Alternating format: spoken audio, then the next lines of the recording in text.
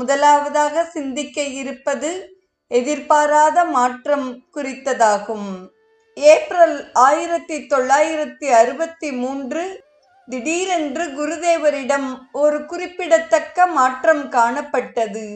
அவரது நடவடிக்கைகளில் அதற்கு முன்பு எப்பொழுதும் இல்லாத ஒரு மாற்றம் அனைவரையும் வியப்பில் ஆழ்த்தியது. வாரி வாரி வழங்கிய குருதேவர் சிக்கன நடவடிக்கைகளில் தீவிரமான கவனம் செலுத்தலானார்.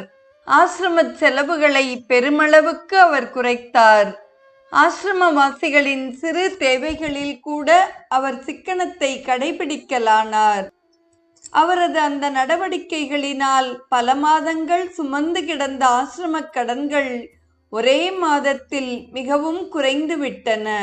சிக்கனம் சார், சிக்கனம் என்று சொல்வதை கேட்கவும் அன்பர்களுக்கு ஒரு புறம் வியப்பும் மறுபுறம் திகைப்பும் ஏற்பட்டது. பல தடவைகள் குருதேவ்